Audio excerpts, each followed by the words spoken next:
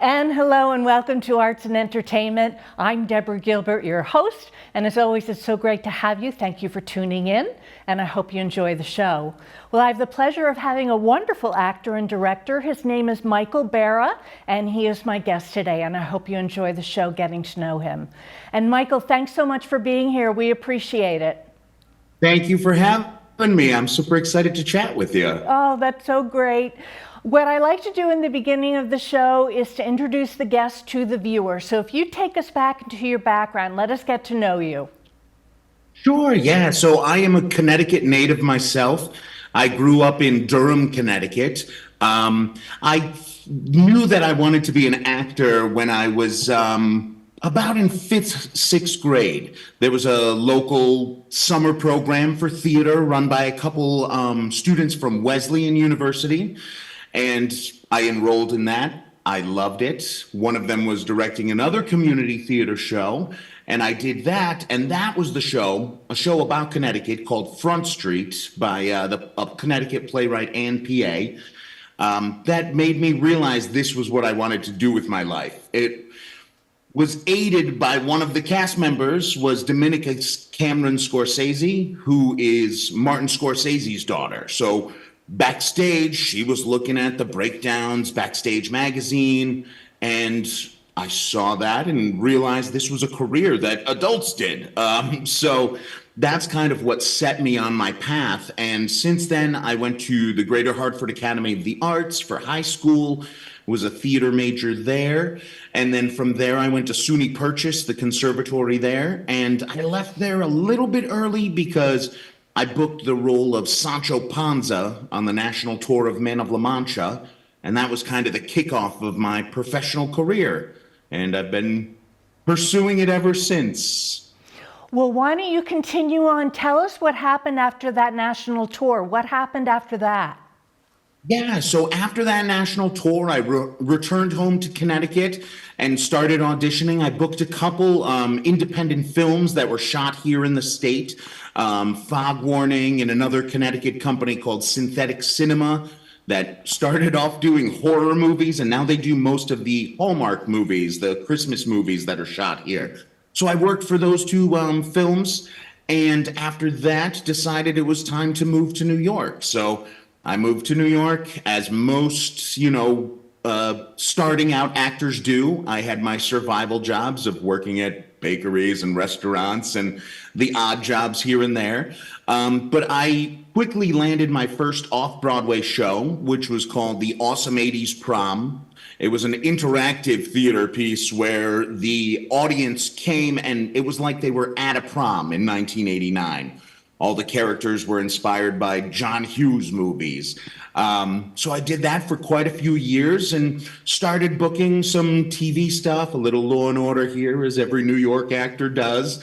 And then I would say my real big break that helped me achieve just being an actor full time was the Broadway musical A Bronx Tale. So I got cast in the pre-Broadway production of that in 2015, and I got to do the pre-Broadway production at Paper Mill. When it moved to Broadway, I was lucky enough that they kept me with the cast. I did the whole Broadway run of that, and then I got to go on tour again with that show. We played, I believe, 23 or 24 different cities, and so that took me from 2015 all the way up till 2019. And then the world changed the next year, I can't leave Broadway alone. Tell us what it was like to be in the city and to be a Broadway actor. What was it like to perform in the theater? I mean, it was a dream come true. Since I was a kid, Broadway was always the goal. Film and TV acting is fantastic and I love it, but as a kid, that was never really my dream. It was theater and Broadway. So getting that call, I cried and I called my parents right away. It was truly a dream come true. And to get to live that dream with the team that I was lucky enough to get to do that with, we had Jerry Zaks and Robert De Niro were our co-directors. So you have multi-Tony Award winning director with Robert De Niro. So you have the best of both worlds there. Our composer is Alan Menken, who wrote most of the songs of my childhood through his Disney movies. Our choreographer, Sergio Trujillo, was original Jersey Boys choreographer. I'm sure I'm leaving people out, but it was truly a dream team of people to get to work with. And then it was just all the things that come with Broadway that you hear about as a kid, the Broadway Bowling League and the Broadway Softball League and having lunch at Sardi's, all these things that really make the Broadway community great. It's not just coming to the theater and doing just the job at night, but it really is a community that supports each other and becomes friends. So that was one of the best parts of that experience. So tell us, once the pandemic hit, what did you do from there? Yeah, so I was in rehearsal actually for Sister Act the musical when the pandemic hit. I was doing a production of it for the Angerman Theater, which is out on Long Island.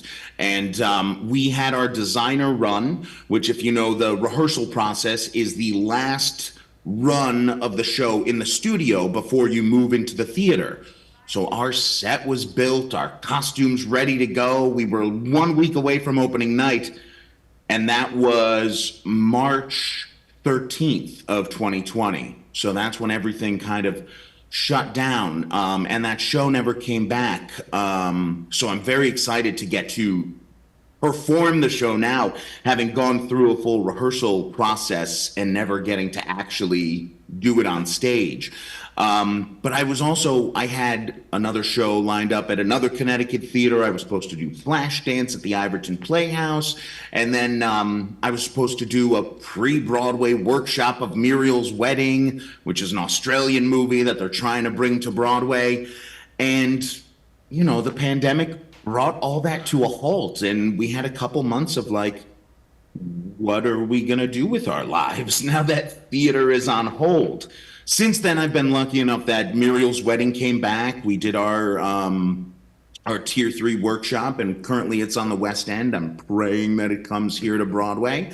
But in the meantime, I went back to working some survival gigs. I did like a phone operator job from home just to make some extra cash until theater came back.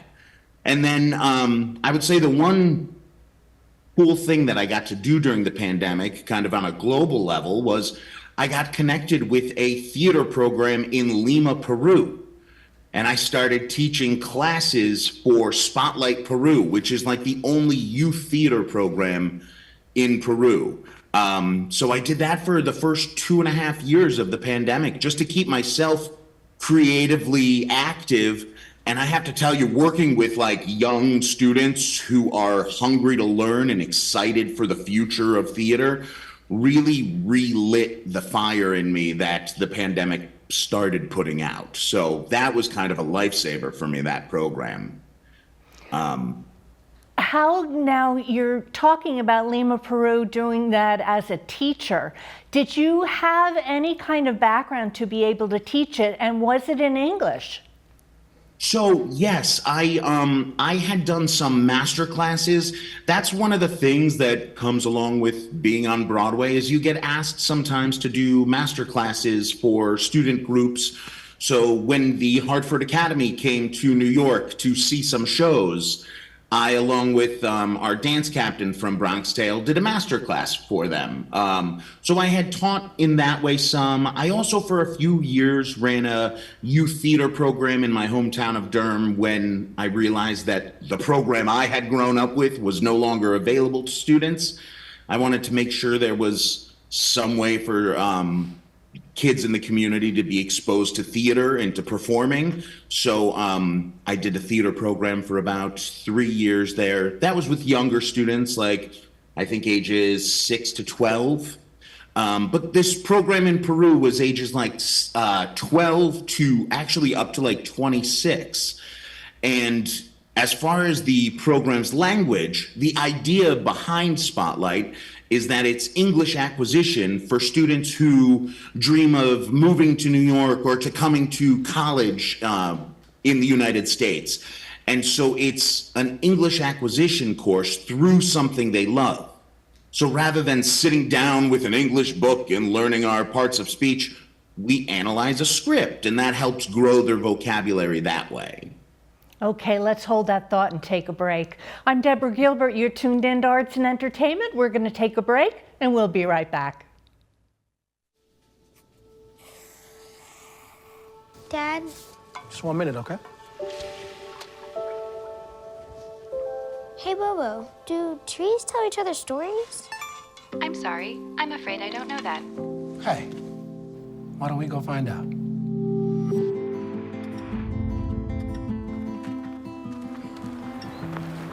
Listen. Do clouds take naps? I couldn't tell you.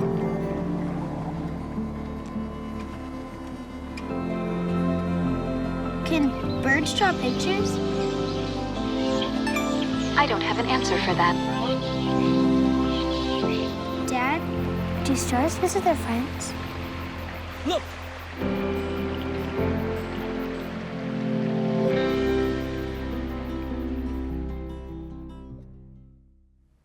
And welcome back to Arts and Entertainment. I'm Deborah Gilbert, your host, and I hope you're enjoying the show. My conversation continues on with Michael Barra. And Michael, I don't want to forget something that you touched on in the beginning of the program is education. Do you feel that it's important as an actor to be able to get education to be able to start your career? Yeah, so I think a well-rounded education is key. I don't necessarily think you need to go to a conservatory program like I did in order to pursue a career in acting. I think it's more important that you are well-rounded, because at the end of the day, our job is to portray all different aspects of life. So knowing history, knowing science, knowing math, knowing English, knowing as much as you can about everything will aid you in the different characters you play. So I think it's less important the level of program. You know, of course, it's great to go to Juilliard. I was very lucky to go to SUNY Purchase. But I think any continuing education is important for the arts.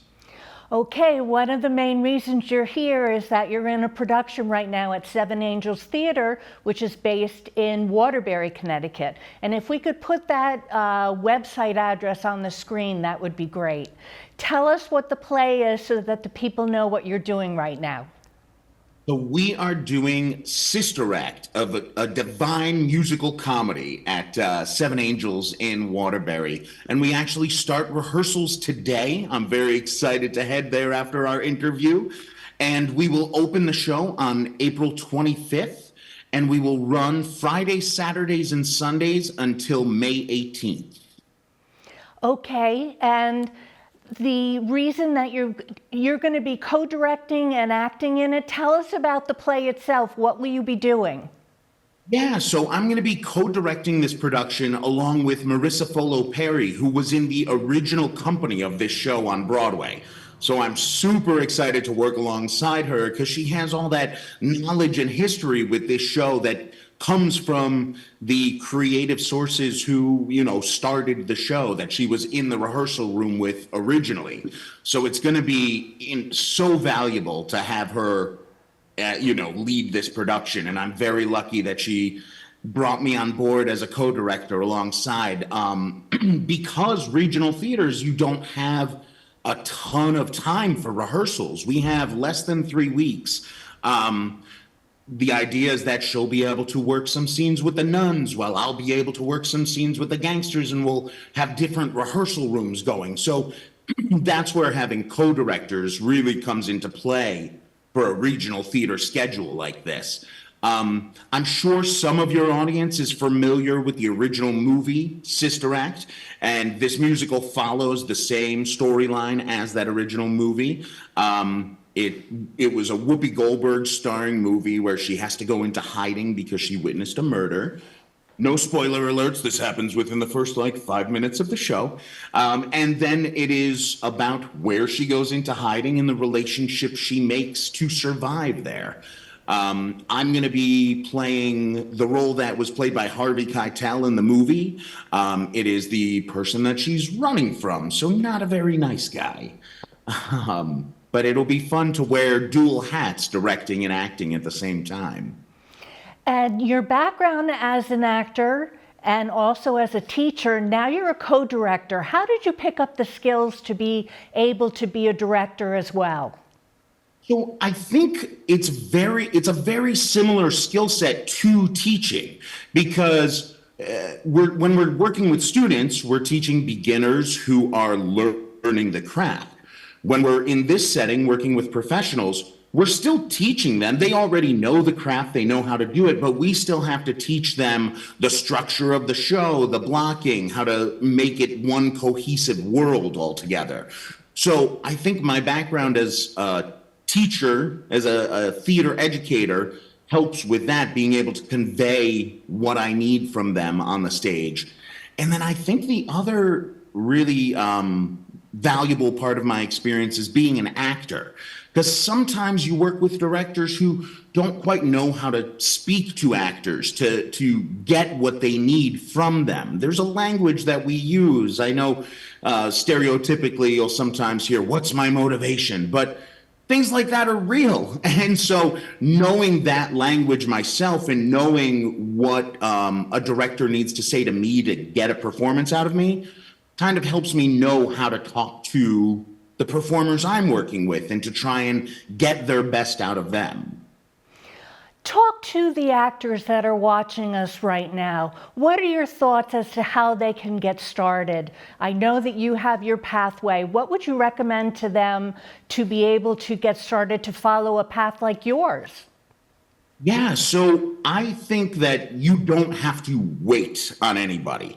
One of the things you can start doing to educate yourself is seeing theater, is reading theater, reading scripts, reading books about theater. Now, I know that's not the exciting things. So what I will also say is there's theater happening everywhere at all levels. There's school theater, community theater, professional theater in every state. So I would say take any opportunity you can to perform, whether it is an ensemble role in your community theater show. That's what gets you started. That's actually one of the things that got me started. My first musical was Oliver with the Manchester Community Theater. So I would say take any opportunity you can. You can search local auditions online. We had local auditions for Sister Act. So I would say if you ever see auditions for Seven Angels, come out, because it's a great place to work and it's a lot of fun doing shows there. So yeah, take any opportunities you can. And also, aside from just performing opportunities, we already talked about education. There's all different kind of classes you can take. I had mentioned I got started through a summer theater program. I would say to parents of aspiring performers to support them in any way you can and look out for these opportunities to aid them in that dream. Okay, here we are in the beginning of 2025 and you're performing right now at Seven Angels Theater, April and May. What does the rest of 2025, even into 2026, look like for you? Do you have plans? Yeah, so much like any actor, I'm putting together that schedule. I was actually just in New York yesterday for a callback for Jersey Boys, a show that I've done a couple times already. And I was asked to actually come back to Peru this month. Unfortunately, I'm not able to do that because of the Sister Act schedule, but I think I'm going to return there over the summer, maybe early fall, to direct another production for them. And other than that, yeah, it's mainly auditioning right now. I don't have that next show booked. That's one of the hardest questions for an actor when you don't have that next show, because the work is just as much work when you're not in a show and when you're looking for that next job. So I had about 4 or 5 auditions this week. Hopefully one of those will come through. I have another one on Monday. So you're constantly working on yourself and working on getting that next job. So that's what my 2025 looks like right now. Do you consider yourself an actor first? It sounds as if that's one of your primary thoughts as what you do and what you want to do. Yeah, I definitely consider myself an actor first. As far as musical theater goes, I often say I consider myself an actor, dancer, singer. I really enjoy choreography and movement, even as a bigger character guy. It's a lot of fun for me. But as far as the future, I do see myself moving more into this directing role. I would love to move to that side of the table, as they say, a little more. And be more on the creative team. I've gotten to do some fight directing where I choreograph fight scenes in shows, but I'm really excited for this first experience at a professional theater to direct, and I'm really hoping it's the first of many. Well, that's a really good thought right now. How do you cross over to be more of the director? What would be your process? So I think it's all about the connections that you've made over your career as an actor. I've actually noticed over the past, probably 5 years, about half of the work that I even get as an actor is off of relationships that I've made and no longer just off of auditions. I often get a call that's, hey, we have this role you're great for. Would you come and do it? So that's very nice. And I think that will be the way for me to get my foot in the door and move forward as a director. That's what happened here with Sister Act. I met Marissa last year doing Bronx Tale at the theater at Seven Angels. And we had a successful working relationship then, and she invited me to join her on this production. So I'm hoping that some of the theaters I've worked at as an actor see value in moving my relationship forward with them as a director as well. Your thoughts about theater in general, how is it doing? I assume that you're going to stay in theater, or will you continue in film and television?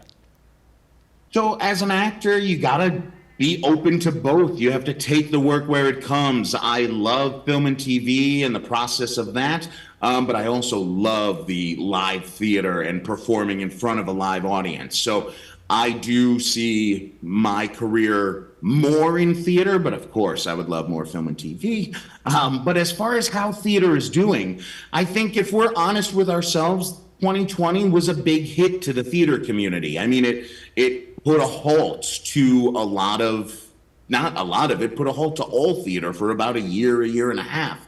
And regional theaters that were already operating on a shoestring budget have really been struggling to come back after the pandemic. And that's why it's important that our community members come out. If you want to see live theater remain a part of your community and flourish in this state, it's important to come out and support those shows and to see those shows. So I think it really is a community building thing. We need to get everyone in Waterbury and beyond to want to come and see Sister Act the musical.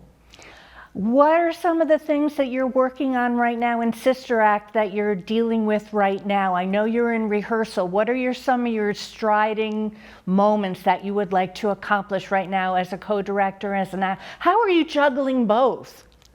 Yeah, so it's a little hard for me to answer that question yet, as tonight is actually going to be our first day of rehearsal with the full cast on board. So far, we've done a lot of pre-production where we get the design for the show kind of honed in on what we want the set to look like, the wardrobe to look like. We're working with all the designers on that. We had our local auditions where we got to see a ton of great talent from Connecticut and put together our ideal cast. And so tonight is when we'll really dive in. So one of the things I'm very excited about this production is that Marissa got permission for us to do the original Broadway choreography. So all of the choreography in this show is going to be the same choreography that you saw on Broadway. And that's not always possible. You have to get that intellectual property is something that the choreographer owns. And so you're not able to just do that without permission. So we have a really great connection with the original choreographer through Marissa, and we're able to get permission to do that. So I think that's going to heighten this production even more and make it very exciting. Okay, we've just about run out of time. Any closing thoughts for the viewers? It is a fun story. It has great music. I forgot that was one of the people, Alan Menken, also wrote the music for Sister Act. So it is a fantastic score with the story and characters you already know and love. It's going to be great choreography. We have a fantastic cast, and it's mostly local Connecticut artists. So you're going to get to see your local homegrown talent on stage here at Seven Angels in Sister Act the Musical. So please come see us. We're running from April 25th to May 18th every Friday, Saturday, and Sunday with 2 shows on Saturday. Okay, well, I want to thank you very much for being here. It's been a pleasure. Thank you for taking the time.